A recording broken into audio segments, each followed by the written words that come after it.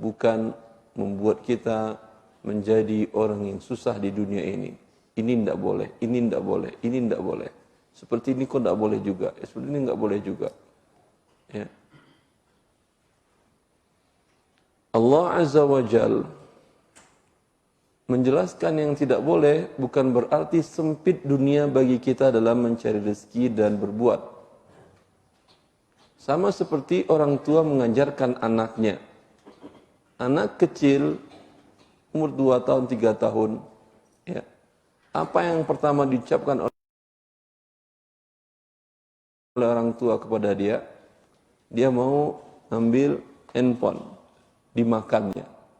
Apa yang diucapkan orang tua? Silahkan, atau tertawa terus tersenyum, atau mengatakan jangan, tidak boleh. Tentu kita mengatakan jangan, jangan nak. Kalau perlu kita ambil. Dia mendekat ke tungku, ke api umpamanya. Apakah kita tersenyum dan tertawa? Tentu mengatakan jangan nak, itu panas, terbakar kamu. Ambil tangannya, kata jangan. Ini naluri fitrah manusia. Apakah kemudian kita tumbuh menjadi dewasa dan mengatakan semua enggak boleh sih hidup sama ibu sama bapak? Tujuannya enggak boleh adalah agar kita selamat si anak ini. Dan kaidah Allah Azza wa Jalla dalam menjelaskan kita mencari sesuatu di atas muka bumi ini, mencari rezeki Allah Azza wa Jalla, Allah menjelaskan kaidah larangan. Bukan tujuannya ingin menyempitkan hidup kita. Tujuannya ingin memperluas hidup kita. Kalau Allah dan Rasulnya jelaskan kepada kita, ini boleh, ini boleh, ini boleh, ini boleh, akan susah hidup kita.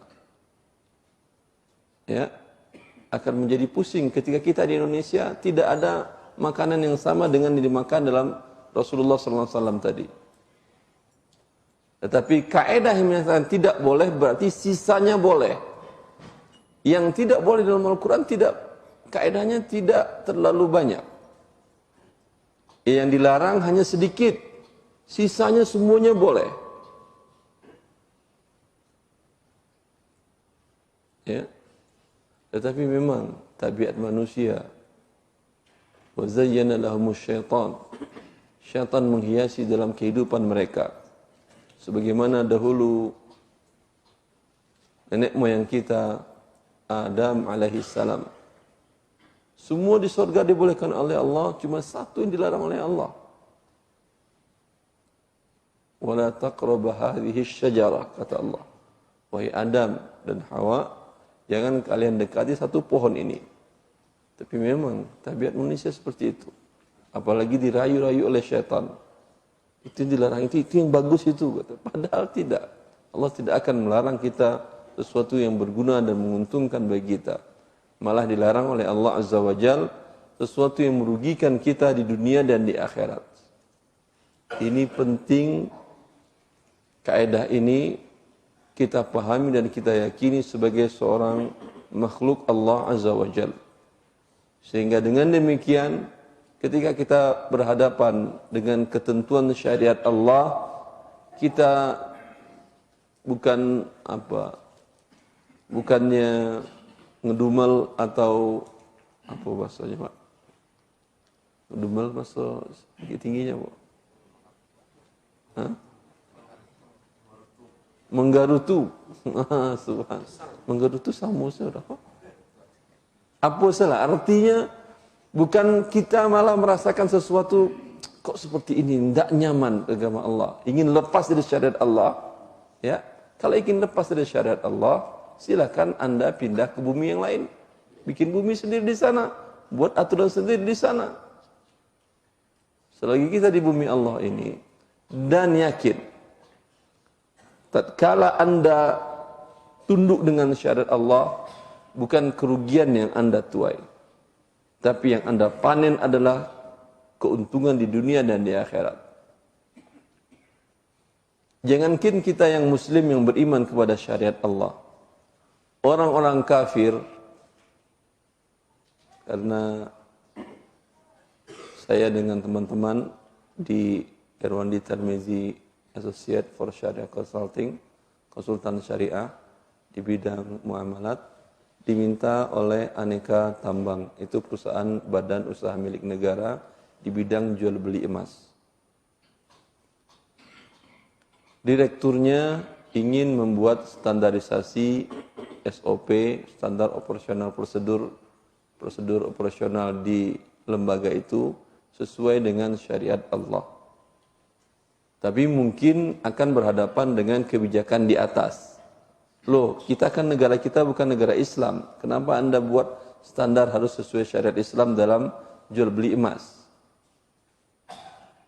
Untuk meyakinkan pemegang kebijakan tertinggi, maka direktur marketingnya, mereka minta ke saya dengan teman-teman untuk membuatkan standar syariat jual beli emas. Ternyata ada beberapa yang perlu diperbaiki dan bermasalah. Kalau tidak diperbaiki akan terjadi riba dalam transaksi emas dengan Antam itu. Antam tonan emas yang beredar di perusahaan tersebut. Maka cara direktur marketing ini, Pak Tatang namanya, untuk meyakinkan para pemegang kebijakan di negara ini, beliau melakukan studi banding. Kemana beliau studi banding? Studi banding ke perusahaan yang mirip dengan Antam di negara Australia. Itu negara Islam atau negara kafir? Kafir. Di Perth tepatnya. Ternyata dia searching di internet, badan milik negara Australia tersebut, Perth itu, dalam sistem jual beli emasnya, standar operasional mereka, prosedur mereka, mereka lebih dulu dari Antam membuat standar yang syariah. Mereka bekerja sama dengan konsultan syariah langsung dari Bahrain di bawah Darus Syariah namanya. Darus Syariah dari Bahrain. Kira-kira apa tujuan orang kafir ingin bersyariah dalam bisnis emasnya? Coba. Apakah mereka ingin menjadi berarti sudah masuk Islam? Ingin Islam? Dia tidak ingin Islam, tapi dia ingin ini. Ingin keuntungan di dunia. Paham? Hanya ingin keuntungan di dunia mereka. Tapi mereka tahu untung dengan cara bersyariah ini. Dengan Islam untung. Kalau dengan sistem di luar Islam, pasti akan hancur. Ya, maka kata dia, masa kita yang muslim ketinggalan dengan orang kafir bersyariah? Sangat aneh. Dan dia studi banding ke Jepang. Dan ternyata pemerintah Jepang itu membuat aturan kepada para pedagang emas. Dalam aturan menjual beli emas harus tunai. Dari mana mereka dapatkan aturan ini? Sama dengan syariat Islam. Rasulullah sallallahu alaihi wasallam 14 abad yang lalu telah menyampaikan dalam hadis diriwayatkan oleh Ubadah bin Samit dalam Al-Bukhari dan Muslim. Rasulullah SAW bersabda, "Adz-dzahabu bil-dzahab, wal-fiddatu bil-fiddah, wat-tamru bit-tamri, wal-burru bil-burri, wasy-sya'iru bil-syairi, wal-milhu bil-milhi, mithlan bimithlin, yadan biyadin. Fa idza ikhtalafat hadhihi al-asnafu fabi'u kaifa syi'tum idza kana yadan biyadin." Kata Rasulullah SAW, menukar emas dengan emas. Itu syaratnya harus dua. Harus sama ukurannya, kemudian kedua harus tunai. Apa harus sama? Ukurannya, yang satu umpamanya emasnya sudah lama, yang satu emasnya baru. Ingin ditukar langsung. Biasanya yang terjadi secara logika dan secara value dan secara penglihatan ekonomi, tentu emas lama lebih rendah harganya. Ya atau tidak? Dibandingkan dengan emas baru. Maka kalau ditukar, tentu emas yang lama harus lebih besar gramnya, beratnya. Umpamanya ditukar dengan 11 gram dengan 10 gram. Atau 10 gram dengan 9 gram yang baru. Seperti itu secara nilai logika kita. Atau menukar makanan pokok. kurma umpamanya. Kurma kualitas tinggi, seperti sukari umpamanya ada kualitas tinggi bisa 100 real per kilonya. Dengan kurma yang kualitas rendah yang harga 5 real, 7 real, ya, kurma khalas umpamanya, ya. Kalau ditukar kurma dengan kurma, tentu logika kita mengatakan, ini kalau kurma sukari yang mahal tadi, 100 real tadi 1 kilo, ditukar dengan kurma yang harga 7 real, tentu 1:13 atau 1:12 sekilo dengan 12 kilo tukarnya. Iya atau tidak? Tetapi Rasulullah mengatakan riba kalau Anda buat seperti itu. Syaratnya harus sama, karena ukurannya berat harus sama-sama 1 kilo. Kira-kira yang punya komoditas yang bagus, yang punya emas yang baru, yang punya kurma yang sukari yang mahal, dia mau tukar atau tidak? Hah? Tidak, memang itu yang diinginkan syariat. Agar tidak terjadi penukaran langsung. Karena bila terjadi penukaran langsung, ya, tanpa mengikuti syariat tadi, akan terjadi kehancuran ekonomi. Akan terjadi kehancuran ekonomi. Penyebab terjadinya inflasi, terjadinya krisis moneter, semuanya karena mereka tidak mengikuti syariat Allah Azza wa Jalla. Dampaknya apa? Perang, kemiskinan di mana-mana. Ya. Bukankah kita merasakan ketika terjadi krisis moneter tahun 98, ya, itu penyebabnya apa? Penyebabnya karena mereka tidak mengikuti syariat Allah dalam jual beli emas dan uang. Emas masa Rasulullah SAW adalah uang, dan uang sekarang adalah uang kartal. Itu dampaknya. Ya. Belum lagi tidak ada serah terimanya. Bursa yang merupakan tempat perputaran modal terbesar di dunia, di negara manapun, ya, itu mereka tidak mengindahkan syariat Allah, akan menghancurkan. Tetapi yang berani berbuat seperti negara Jepang dan Port tadi, tujuan mereka adalah mendapatkan kesuksesan. Dan itu memang yang terjadi. Aman ekonominya, stabil ekonominya. Maka jangan kita hancurkan hidup kita dan ekonomi kita dan orang-orang di sekitar kita dengan sistem yang kita buat sendiri. Kita di atas bumi ini kan numpang. Gratis lagi numpangnya. Gak pernah kita bayar ke Allah Azza wa Jalla. Hanya Allah minta dari kita bayar dengan ibadah Anda dan aturan-aturan sesuai dengan syariat Allah. Termasuk di antaranya dalam perniagaan tadi. Jangan katakan, saya berniaga terserah saya, harta-harta saya. Kata siapa harta-harta Anda? Anda lahir ke bumi, datang ke bumi tidak membawa sehelai benang pun. Selembar rupiah pun tidak pernah Anda bawa. Allah mengatakan, وَآتُوهُمْ مِمَّا لِلَّهِ الَّذِي آتَاكُمْ. Berikan kepada mereka harta Allah. Buktinya itu harta Allah, nanti di akhirat kita pertanggungjawabkan. Kalau harta Anda tentu tidak perlu dipertanggungjawabkan. Semua yang ada pada tubuh kita pun akan kita pertanggungjawabkan di hadapan Allah. Ini berarti semuanya bukan milik kita. Dan ini kita akui, inna lillahi wa inna ilaihi raji'un. Kita milik Allah, bukan milik kita sendiri. Maka harta kita pun harta milik Allah Azza wa Jalla. Maka orang yang bijak dan jenius dalam hidup ini, dia akan mengikuti aturan pemilik, bukan seenaknya. Anda memiliki rumah, memiliki tanah, memiliki kendaraan. Ada orang yang datang mau pinjam atau mau numpang di rumah Anda. Apakah dia akan berbuat seenaknya atau harus ikut aturan Anda? Pinjam mobil ya Pak ya. Saya biasa kalau di Arab itu kecepatan mobil saya di jalanan, tol semua, jalanan semua dan gratis itu kecepatan 110. Saya bawa ke 110 ke mobil Bapak di Bukit Tinggi ya. Kira-kira apa yang terjadi dengan mobil Anda? Kalau nggak nabrak orang, kalau nggak nabrak tiang, kalau tidak nabrak dinding atau nabrak tabiang, kalau nggak masuk ke sungai. Ya. Atau Anda katakan, tidak.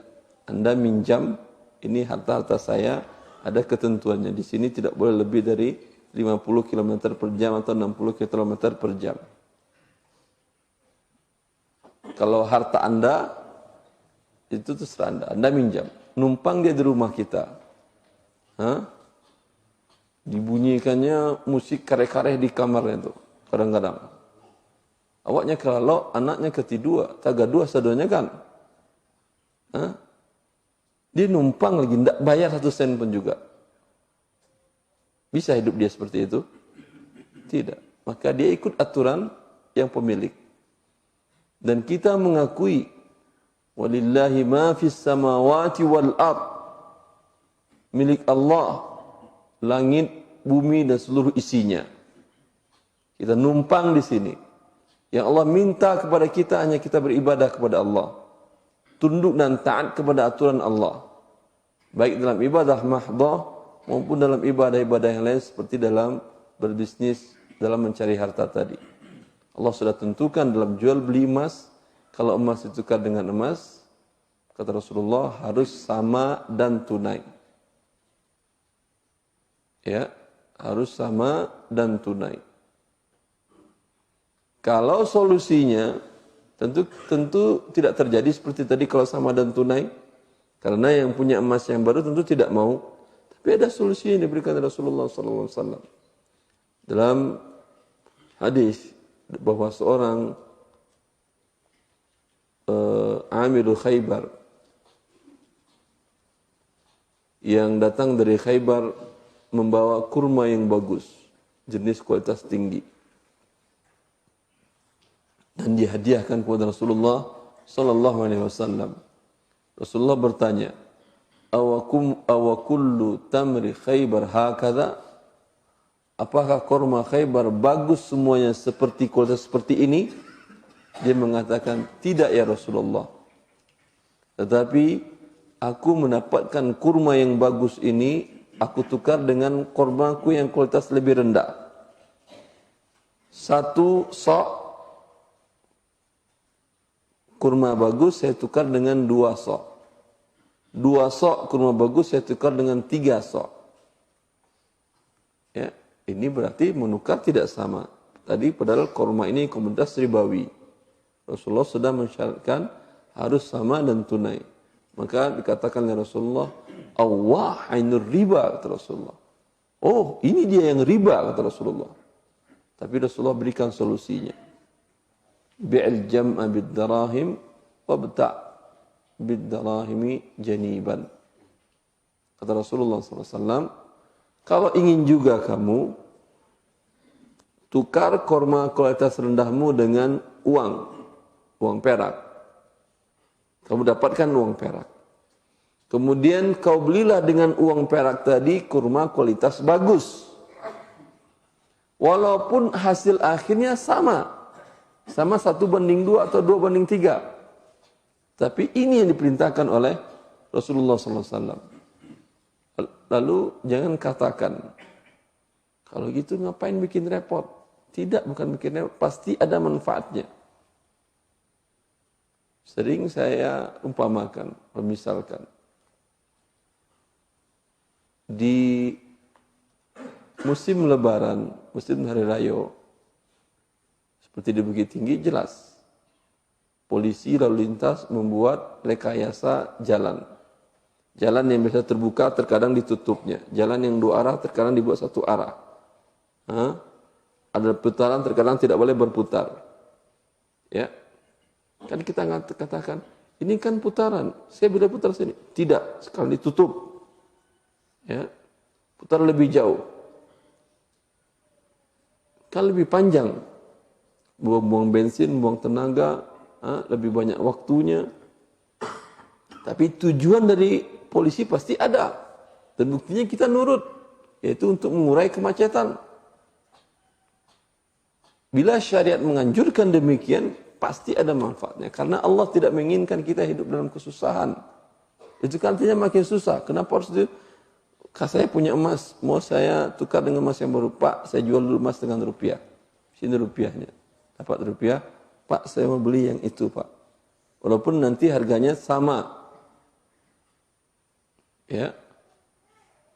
Maka lakukan dengan demikian, di sana Anda dapatkan kebahagiaan di dunia sebelum di akhirat. Walhasil, setiap ada syariat Allah, bila yakin itu adalah syariat Allah yang kita dapatkan dari jalan yang benar dan sanad yang sahih dan makna yang sahih, sharih, maka kita ikuti walaupun terkadang di awal terasa berat. Pasti terasa berat. Merubah kebiasaan pasti berat. Ya. Tapi itu dia bagian dari mujahadah, berusaha di dunia untuk mendapatkan kebahagiaan di dunia dan di akhirat. Saya kira cukup tausiahnya. Silakan kalau mau ada berdiskusi atau bertanya jawab.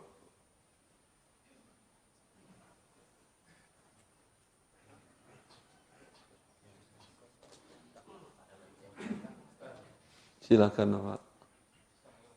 Assalamualaikum. Mengenai fitnah harta.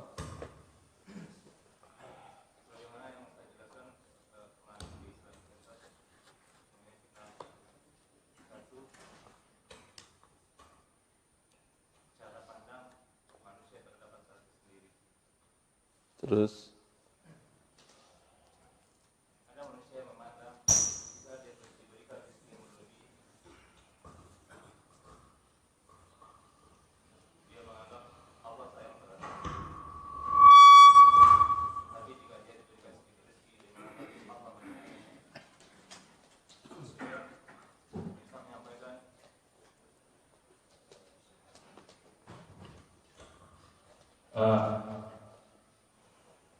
ada seseorang yang mengenal harta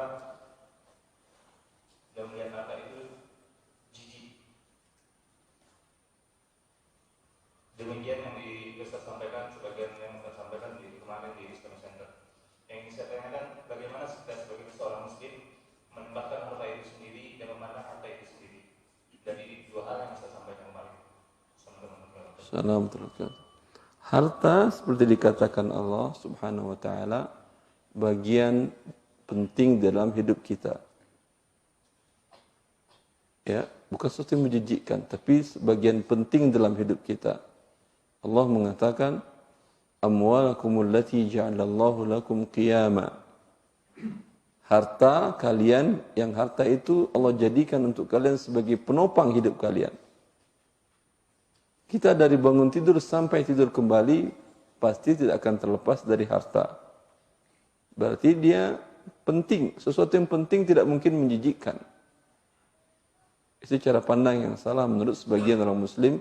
Dia menganggap harta tersebut membuat dia jauh dari Allah. Tidak. Bukankah saya sudah menggambarkan dan kita lihat sejarah para sahabat yang masuk surga lebih dulu itu pada orang-orang kaya. Tapi orang-orang kaya yang tidak terfitnah dengan harta, mendapatkan harta dengan cara yang halal dan membelanjakannya untuk mencapai keridhaan Allah Azza wa Jalla, mengeluarkan kewajiban-kewajiban dalam harta, baik yang wajib maupun yang sunnah. Itu mereka orang yang berhasil. Begitu seorang muslim memandang harta. Para sahabat radhiyallahu anhum ajma'in, 10 yang dijamin masuk surga itu sebagian besarnya orang-orang kaya. Orang-orang kaya, orang-orang yang sibukkan dirinya dengan harta. Tapi tidak dilalaikan dari Allah dan dari salat dan dari kewajiban-kewajiban dalam harta. Apa yang Anda pikir? Ketika Anda melihat, membaca sejarah hidupnya Abu Bakar radhiyallahu ta'ala an, yang seluruh hartanya pernah dibawa untuk kebutuhan perang di jalan Allah Azza wa Jalla. Habis semua hartanya. Ya, setelah itu dia akan berpangku tangan, alhamdulillah harta saya habis dan Allah pasti mengganti, saya duduk aja di rumah. Besok insya Allah ada gantinya, turun emas dari langit. Tidak, tetap dia bekerja setelah itu. Setelah pulang dari menyerahkan hartanya, tetap dia pekerja dan berdagang. Sampai pun hari dilantik, dijelaskan oleh para ulama syiar, ulama sejarah, biografi para sahabat. Di hari dia dilantik menjadi khalifah.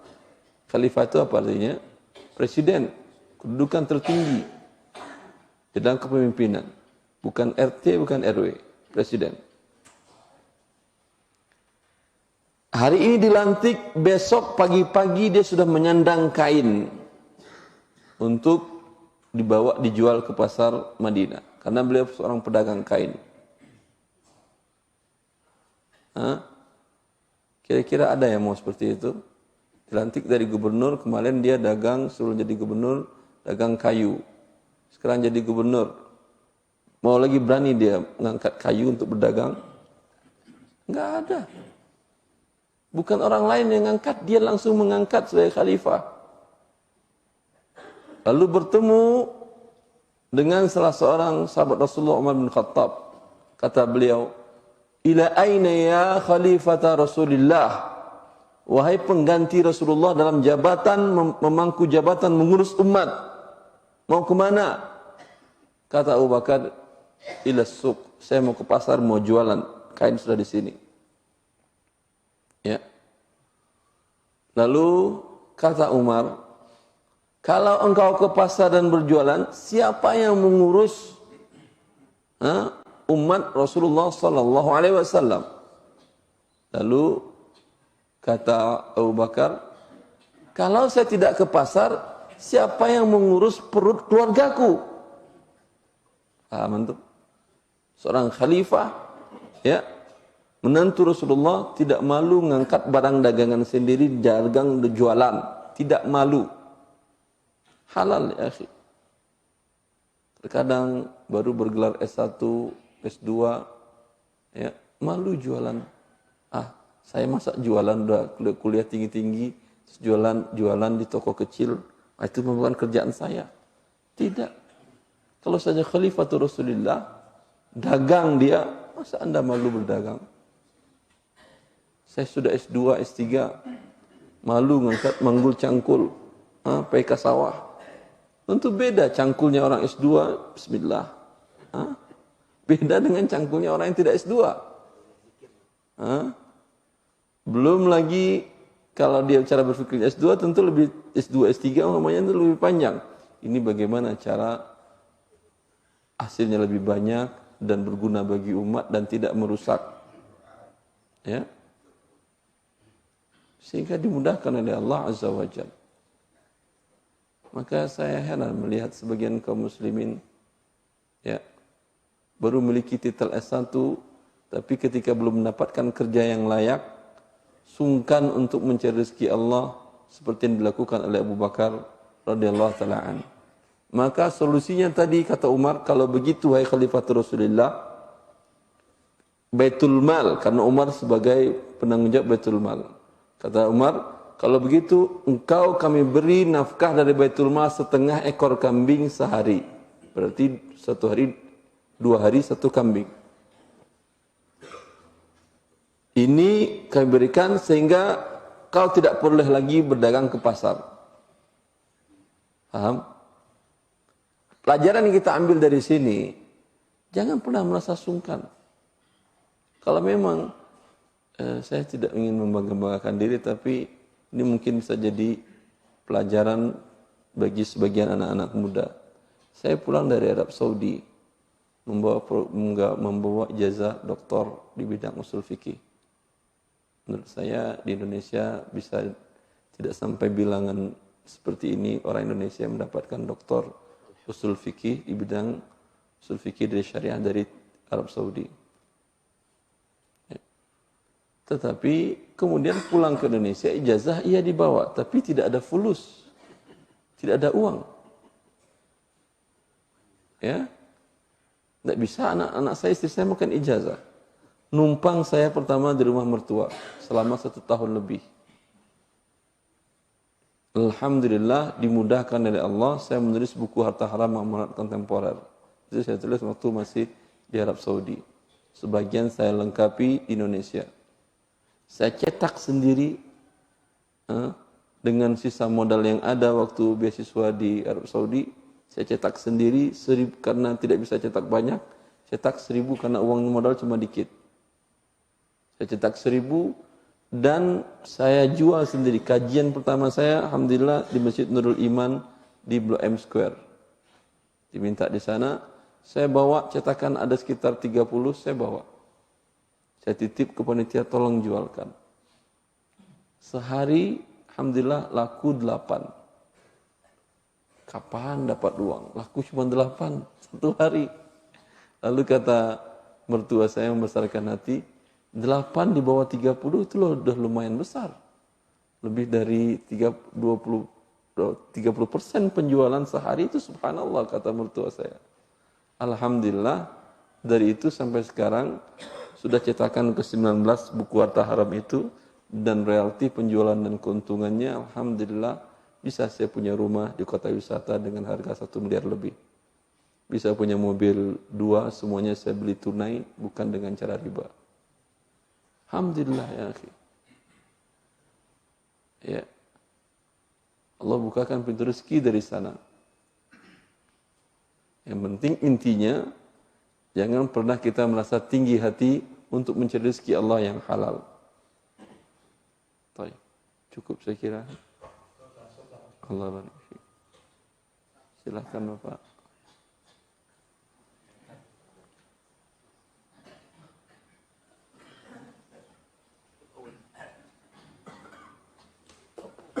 Masya Allah.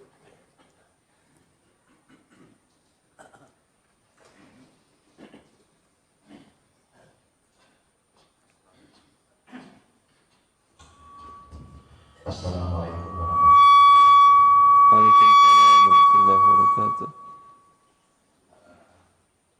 Ada hal yang ingin saya tanyakan Ustaz. Iya. Menyangkut tentang investasi Ustaz. Iya. Ada 3 instrumen yang setahu saya. Yang pertama ada reksadana, Iya. kemudian ada saham, Iya. kemudian juga ada asuransi. Iya. Dewasa ini perkembangannya sangat pesat. Jadi ada yang konven dan ada yang syariah. Iya. Pertanyaan yang masih membingungkan bagi saya Ustaz, ada pendapat yang mengatakan baik yang syariah ataupun konven katanya sama. Ada pula yang bilang beda. Jadi ini menjadi tanda tanya bagi saya Ustaz, karena tentu bagi kita ingin meninggalkan sedikit ya investasi buat anak cucu kita ke depan. Iya. Iya. Kemudian juga yang kedua Ustaz mengenai tabungan Ustaz. Ada tabungan berupa uang, ada tabungan berupa emas. Ada yang konvensional, ada pula yang syariah. Sama seperti yang pertama tadi, ada yang mengatakan sama aja. Ada yang mengatakan kalau syariah insya Allah syariah, kalau yang konvensional tentu akan bergaul riba. Terima kasih Ustaz. Allah ya barik. Wassalamualaikum. Assalamualaikum warahmatullahi wabarakatuh.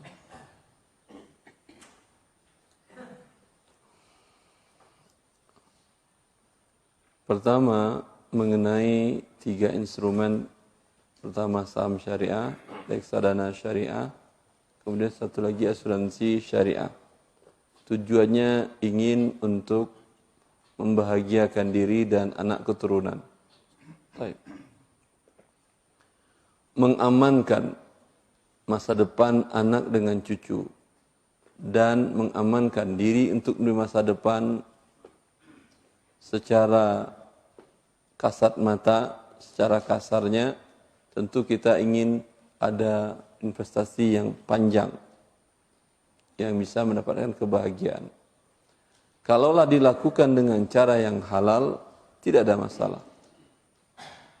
Tapi kalau dilakukan dengan cara yang haram, ya, tidak akan pernah kita dapatkan keamanan dan kenyamanan tersebut. Bahkan sebaliknya, kehancuran, kegelisahan dan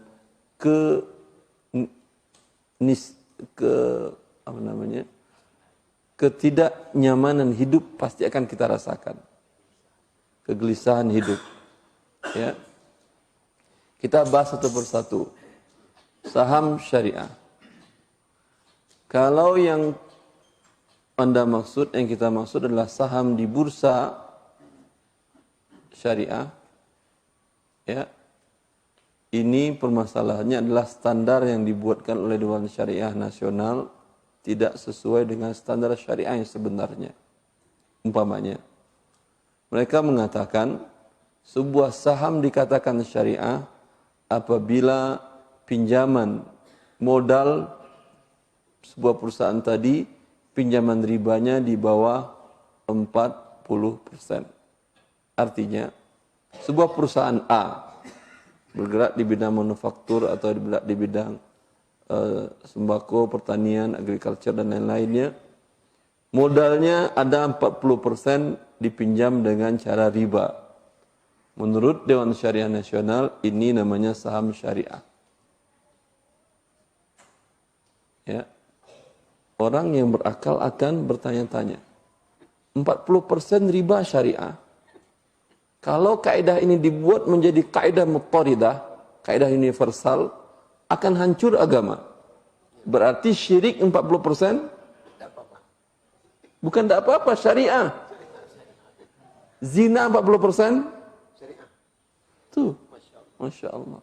Habis agama. Mencuri 40%? Korupsi syariah namanya. Ya. Jangankan 40%. Allah mengatakan, "Fa in tubtum falakum ru'usu amwalikum la tazlimuna wa la tuzlamun."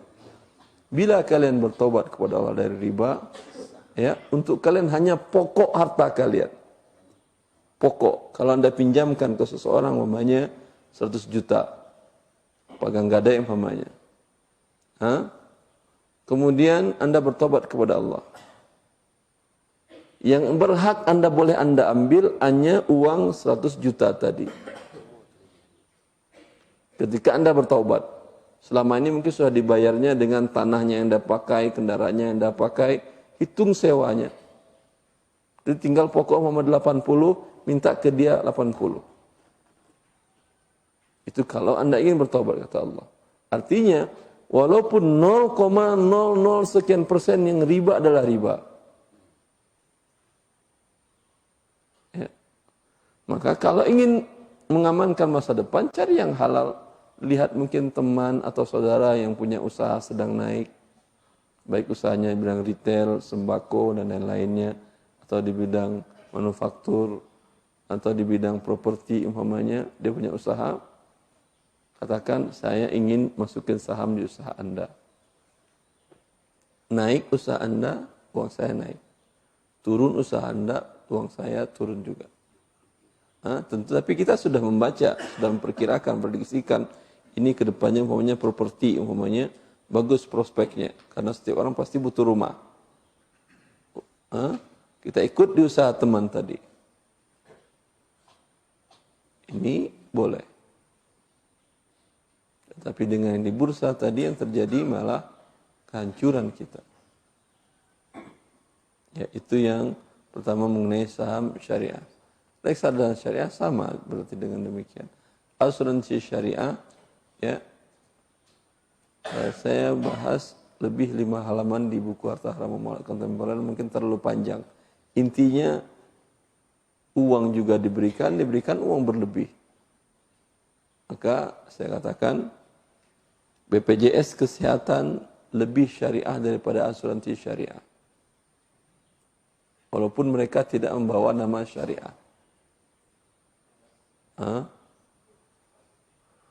Karena terbantu fakir miskin, orang du'afa mendapatkan pelayanan kesehatan ratusan juta gratis.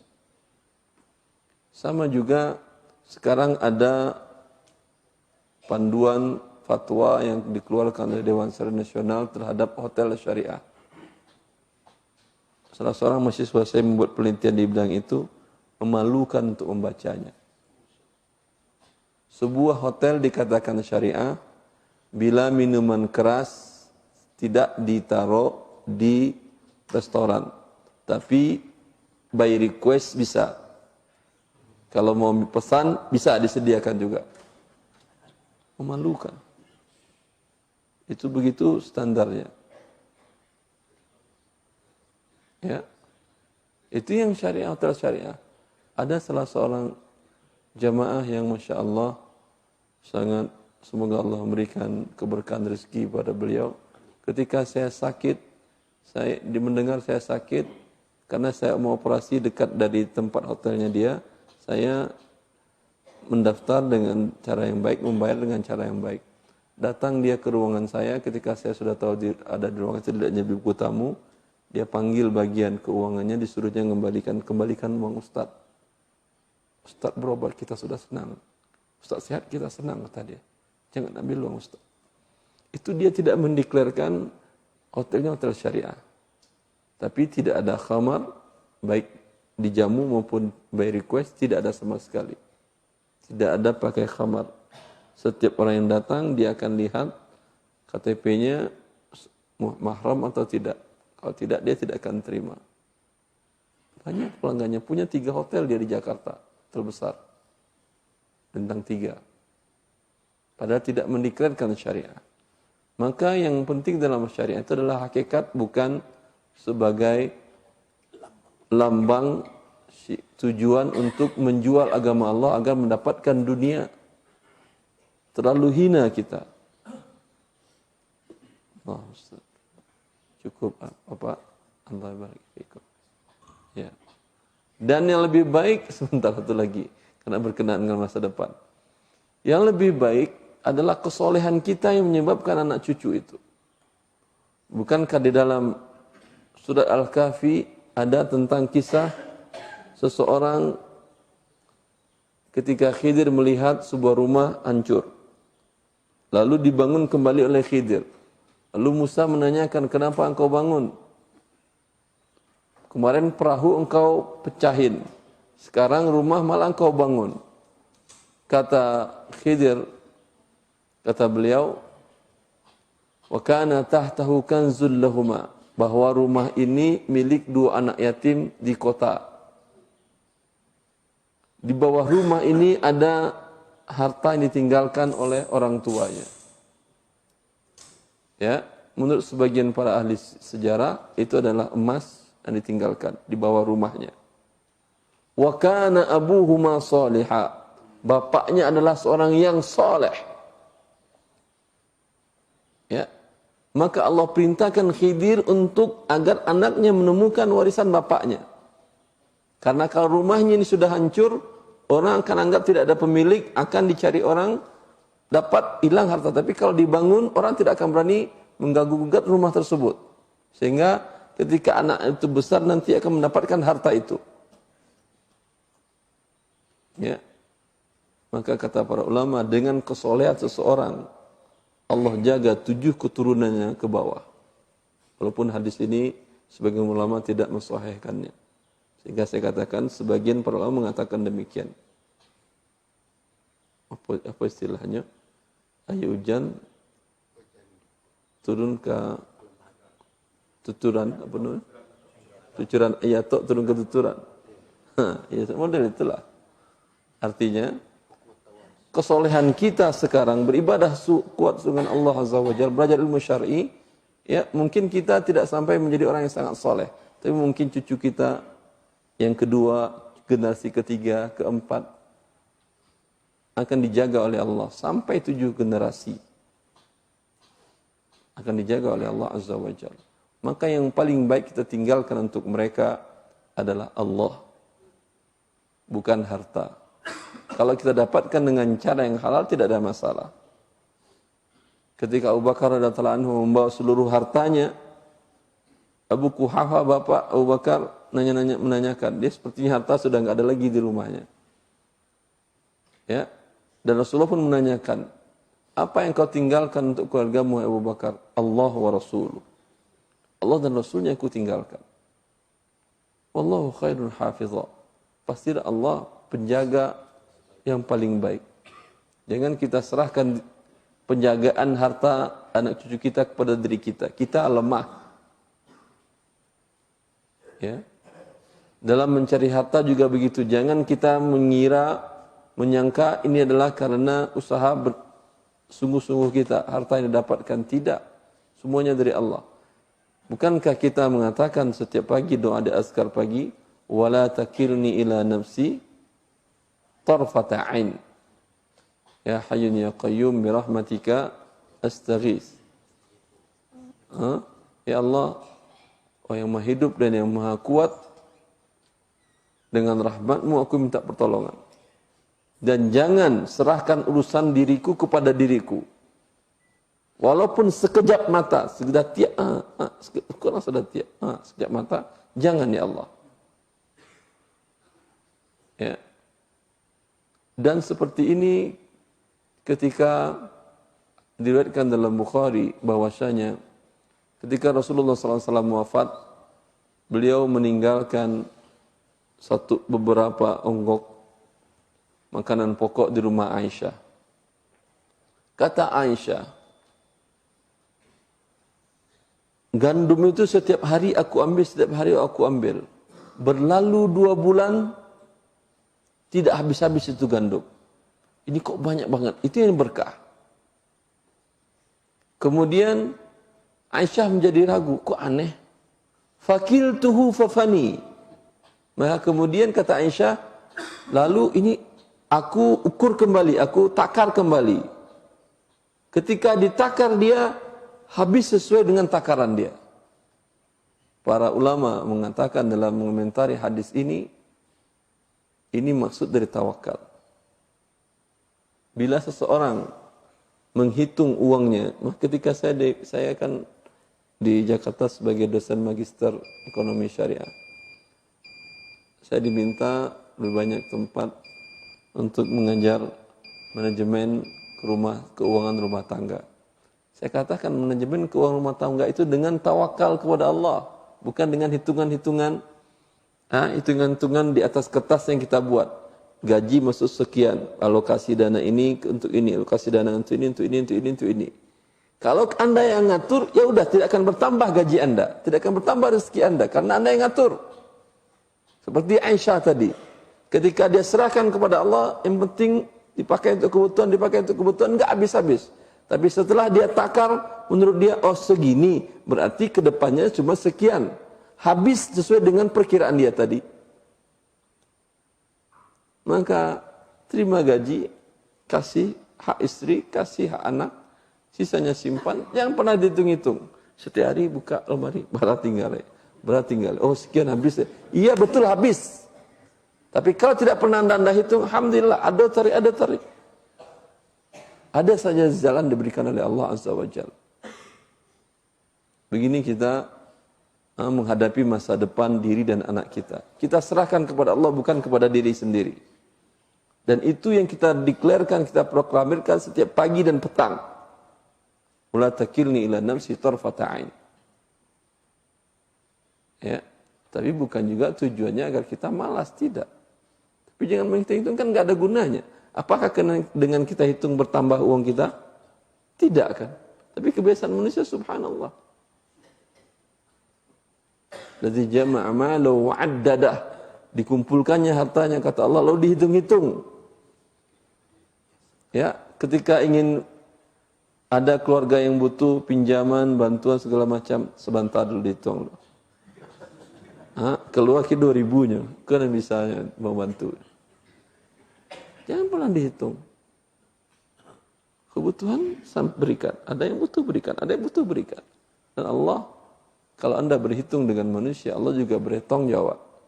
Tapi kalau tidak pernah berhitung dengan manusia, seperti yang dilakukan oleh para sahabat tadi, maka Allah memberikan rezekinya kepada awak, dia tidak berhitung, ya dah.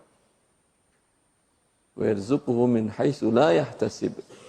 Allah berikan rezeki kepada dia dari jalan yang di luar dugaan hitungan dia. Tidak pernah dalam hitungan dia dapat rezeki dari sini, ternyata dapat diberi oleh Allah Azza wa Jalla. Kemarin saya Ramadan Kampe di Pekanbaru, kawan-kawan komunitas pengusaha muslim, mereka minta diskusi bisnis syariah. Subhanallah, aneh-aneh bisnis mereka.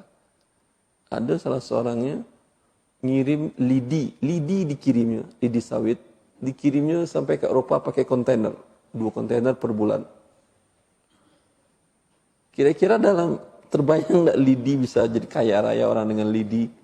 Kalau ameh iyalah ameh, bareh, pantiang. Lidi. Lidi sawit loh. Lebih mahal ternyata lidi sawit dari sawit. Sawit sekilo berapa? 1.000 1.200 nak. Lidi 5.000 sekilo. Kan aneh kan ya? Tapi Allah memberi rezeki kepada dia. Ada aja yang ngirim tampuruang ke Turki, ke Eropa. Tampuruang dikirimnya. Iya gandua. Saya serak di rumah awak orang kirim kayu rayo aja itu ya. Subhanallah. Ya. Allah Maha Kaya. Jangan pernah kita menyandarkan urusan kepada diri kita. Menyerahkan kepada Allah Azza wa Jal. Masa sekarang dan masa akan datang. Sehingga dengan demikian kita tenang menghadapi hidup ini. Jangan pernah cemas. Kok rumah cik baru selesai untuk anak pertama. Anak 5. Sampai lebar rumahnya kok. Bingung cari saya. Ya, sabar. Ya. Sehingga para ulama menjelaskan tentang siar biografi dari Umar bin Abdul Aziz. Dia seorang ditinggalkan oleh bapaknya sebagai khalifah, ditinggalkan kepada dia ilmu syar'i. Umar bin Abdul Aziz selain khalifah, beliau sebelum jadi khalifah adalah seorang ulama hadis, ulama besar, termasuk min fuqahis sab'ah. Salah satu fuqah yang 7 di Madinah, ulama besar di Madinah. Ya. Kata para ahli sejarah, ada sebagian keluarganya yang ditinggalkannya adalah harta dan jabatan kepada anak-anaknya. Apa yang terjadi? Malah yang memiliki harta, kekayaan dan jabatan adalah yang mengerti ilmu syar'i. Wajarlah kepada anak-anak agama Allah. Mulai dari baca Al-Quran, ngaji Al-Quran, bagaimana mulai hidup dengan syariat Allah. Itu yang akan kekal. Kalau pitih nama tinggal, habis begitu saja. Kesolehan yang kita miliki dan kesolehan yang kita warisi kepada anak-anak, itu yang akan kekal di dunia dan di akhirat. Cukui? Ini tidak pernah cukui ke dia, makin banyak. Ya Ibu. Assalamualaikum warahmatullahi wabarakatuh. Assalamualaikum warahmatullahi wabarakatuh. Ibu Ustaz, harta haram memakan negara sebenarnya yang ke-12 Ustaz. Ya Ibu.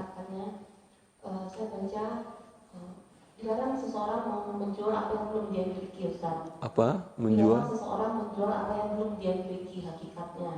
Itu hadis Nabi. La tabi' ma laysa indak.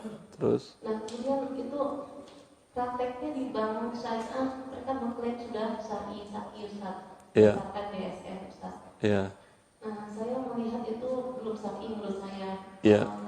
Mereka melalui manusia dan melalui Allah Ustaz. Iya. Kemudian dengan sistem dendanya, mereka mengaku memang ada denda, tapi buat CSR-nya gitu Ustaz. Iya. Itu saya juga bukan syar'i. Tapi saya susah berdebat dengan kawan-kawan yang pemahamannya masih belum sampai Ustaz. Mohon Ustaz terang lagi apa saja hal-hal lain yang melanggar syariah dalam akad pembiayaan rumah di bank syariah. Yang pertama, yang kedua. Sebentar, Ibu ingin dapatkan pembiayaan atau sekedar ingin memberikan wawasan kepada umat? Bukan ingin beli rumah? Bukan, saya sudah bertobat, saya tidak mau membeli rumah dengan bank syariah. Bisa. Bisa sesuai dengan syariah. Bisa Ustaz? Bisa. Kalau mau, kalau nggak mau juga nggak ada masalah. Boleh Ustaz kalau ada Boleh. Datangi bank syariah tadi yang paling kooperatif, yang paling siap untuk bernego itu Bank BNI Syariah. Datangi dia, Anda ajukan sendiri konsep Anda. Saya maunya jual beli rumah, saya beli rumah dengan Anda. Dengan cara tidak tunai. Ya. Ini juga bisa untuk permodalan. Ya. Maka katakan kepada dia, rumah yang ingin saya beli rumah yang itu atau dengan tipe seperti itu. Tapi saya tidak mau terima uang, saya yang beli, tidak, Anda yang beli dulu. Setelah Anda beli nanti baru buat akad dengan saya. Dia pergi beli dulu, kemudian cash, kemudian dijual dengan Anda tidak tunai dan tidak ada denda keterlambatan. Klausal denda keterlambatan sudah mereka hapus dari pasal mereka, walaupun DSN membolehkan. Jelas? Bisa, kalau mau bisa. Kemarin di Jakarta ada teman yang mendapat proyek pembuatan sekitar 10 stasiun LRT dari Blok M ke Tamrin dengan nilai proyek sekitar 50 miliar. Ya. Sedangkan dia tidak punya modal cukup untuk itu. Datang dia ke saya, Ustaz, bisa dampingi saya, Ustaz? Bisa. Untuk mendapatkan permodalan yang syariah, Ustaz, insya Allah. Dia ajukan sebuah bank lain. Ya, saya katakan dari awal kepada dia, saya ragu kalau ada bank lain yang siap bernego di dalam akad kesyariahannya. Tapi nggak ada masalah, karena rekening dia di bank syariah tersebut. Betul tidak terjadi. Pihak bank syariah A tadi tidak mau dengan konsep saling bagi untung dan bagi rugi. Dia maunya untung saja. Dia mau rugi tidak mau dia. Dibuatnya dengan akad murabahah. Kata saya, bagaimana kamu mau beli barang ke Korea sedangkan pasti Anda tidak memiliki izin? Karena biasanya yang bisa beli barang dari luar negeri itu distributor resmi sudah ditunjuk, bukan sembarang orang.